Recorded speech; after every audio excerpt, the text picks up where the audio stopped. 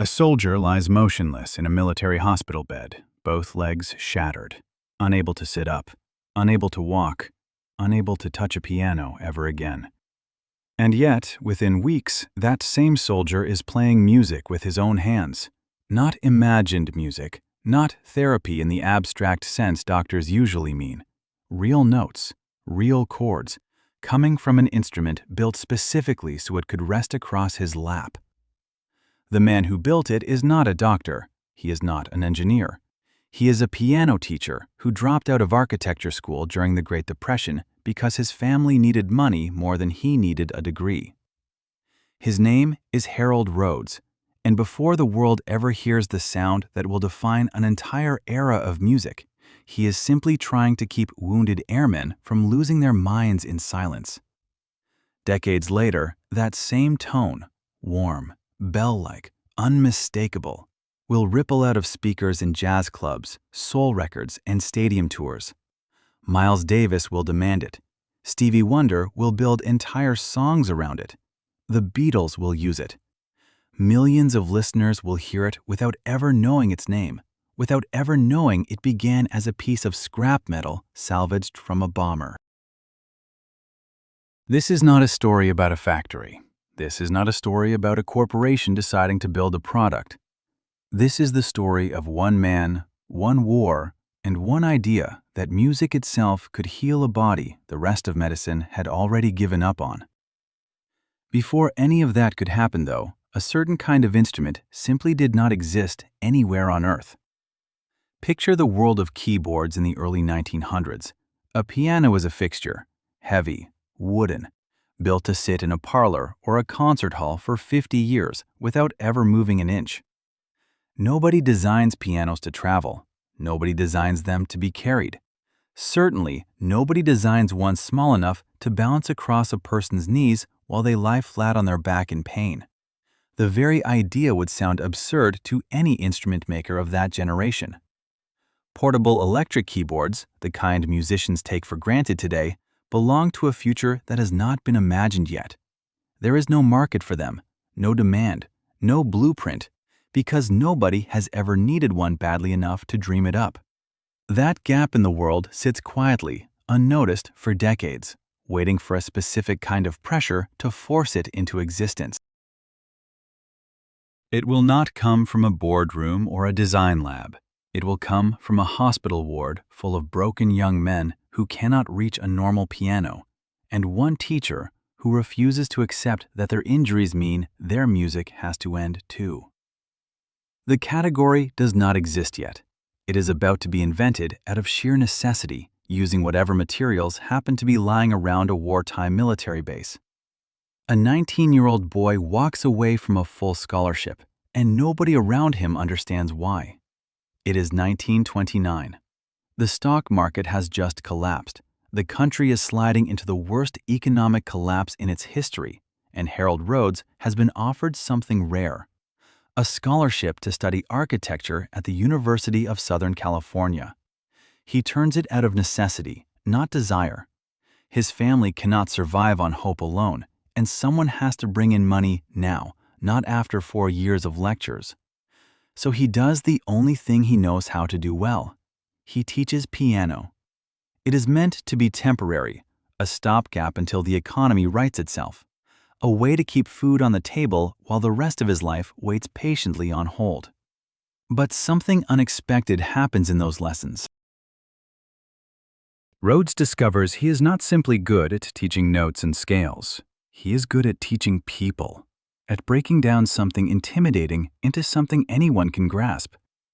What begins as a forced detour from architecture quietly becomes the foundation of everything that follows, though nobody sitting in that first lesson, least of all Rhodes himself, has any idea they are watching the opening move of a story that will end up reshaping modern music.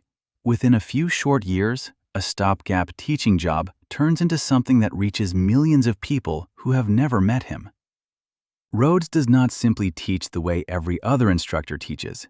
He builds his own method from scratch, one that refuses to pick a side between two worlds that rarely speak to each other: the rigid discipline of classical piano and the loose, improvisational freedom of jazz. Most teachers of the era force students to choose. Rhodes insists you do not have to. The method spreads far beyond his own studio, picked up by teachers and students across the country, until Rhodes himself is invited onto the radio, hosting his own program heard by listeners nationwide. By the standards of the era, he has already achieved something most piano teachers never will. He is not famous, he is not wealthy, but he is respected, established, a man who has built a genuine career out of an accident of circumstance. And yet none of this, the students, the method, the radio show, is the thing history will remember him for. It is simply the training ground. Everything Rhodes has learned about reaching people through music, about simplifying the complicated, is about to be tested in a setting no piano teacher has ever faced before, in a place where his students will not be sitting comfortably at a keyboard, but lying flat on their backs, unable to move. Then the war arrives, and it takes everything Harold Rhodes has built and throws it into a completely different world. He enlists in the Army Air Corps, expecting, like most men his age, to serve in some conventional capacity, following orders, filling a role someone else has already defined. Instead, an Army doctor stumbles onto something unexpected. Word spreads through the base that Rhodes has a gift, a way of reaching people through music that goes beyond simple entertainment. The doctor is not looking for a musician to boost morale. He is looking for something closer to medicine. Wounded airmen are arriving from combat missions broken in ways that surgery alone cannot fix. Bodies shattered, minds numb, spirits collapsing under the weight of what they have survived. The doctor makes Rhodes an offer that has nothing to do with concerts or lessons in the traditional sense. He wants Rhodes to use music as treatment, to sit beside men who cannot walk, cannot sit up, sometimes cannot even speak, and somehow pull them back toward the living through nothing but sound. Rhodes accepts. He has no medical training, no manual to follow, no precedent to study. What he has is 19 years of teaching experience and a stubborn belief that music reaches places other forms of care simply cannot touch.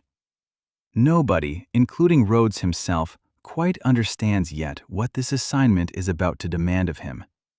There is one enormous problem standing between Harold Rhodes and the job he has just accepted, and it is impossible to ignore. A full-sized piano weighs hundreds of pounds. It does not fit beside a hospital bed. It certainly does not fit across the lap of a soldier who cannot sit upright, let alone walk to a music room down the hall. The instrument that could actually deliver what these men need simply does not exist. Most people in his position would report the problem and wait for someone else to solve it. Rhodes does not wait. He starts looking around the base for anything that might work, and what he finds is almost absurd. Scrapped aluminum tubing stripped from decommissioned B-17 bombers, sitting unused, destined for nothing but the scrap heap. Rhodes takes it anyway.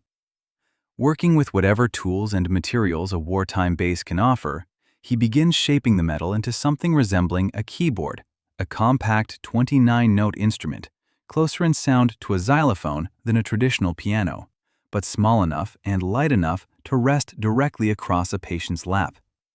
It is rough, it is improvised, it looks nothing like the polished instrument the world will eventually know by his name. But when he finally places it in front of a bedridden soldier and that first note rings out, something shifts in the room that no scalpel or medication could have produced. The soldiers give it a name themselves, the xylet, and without either the doctor or Rhodes fully realizing it, the very first ancestor of one of the most influential instruments in modern music has just been born out of literal wreckage. War ends, and most men who invented something out of desperation simply let it go the moment peace arrives. Harold Rhodes does not. He is discharged from the Army Air Corps and returns to civilian life carrying something most veterans do not bring home, an idea that refuses to leave him alone. The xylet worked. He watched it work, watched broken men find something to hold on to through nothing but sound, and he cannot unsee what that instrument was capable of. But he also knows the wartime version was never meant to last. A rough prototype built from scavenged bomber parts under enormous pressure, with none of the polish a real product would need. So instead of walking away from the idea, satisfied with having helped win a small battle inside a hospital ward, Rhodes decides to build something permanent. In 1946, he founds the Rhodes Piano Corporation, a company built entirely around a concept nobody else in the industry is chasing: an electric piano designed for people, not for concert halls. The result is the pre-piano, the direct descendant of that battlefield invention, refined, stabilized, and built for a world at peace rather than a world at war. It is not yet the instrument that will define a musical era. It is something quieter, more modest, a proof that what began as wreckage could become a real, functioning product. Nobody in 1946 has any idea this modest little piano is the first domino in a chain that will eventually reach every major recording studio on Earth. Then, in 1959, Harold Rhodes makes a decision that will quietly determine the rest of his legacy.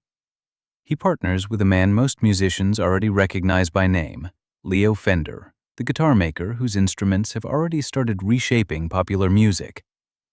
Together, they produce something called the piano bass, a smaller, stripped-down version of Rhodes's electric piano concept, aimed specifically at bass players who need a portable alternative to a full-sized upright. It is a modest release, useful but unremarkable, the kind of product history barely notices in the moment. But the partnership itself is the real turning point, because it plants Rhodes' invention inside a company with the resources, the reach, and the manufacturing muscle to eventually take it somewhere Rhodes could never have taken it alone. That leap arrives in 1965, when Fender's company is sold to the broadcasting giant CBS, and almost immediately, something extraordinary happens. Backed by CBS's manufacturing power, the full-sized version of Rhodes' original vision finally goes into proper production. It gets a name that will end up printed on album covers and concert riders for the next several decades: the Fender Rhodes Mark I. The instrument, born on a military base out of scrap aluminum, refined in a small post-war workshop, has now, after more than 20 years, finally become a mass-produced product ready to enter the hands of professional musicians. Nobody watching its release in 1965 could have predicted just how completely it was about to take over the sound of the coming decade.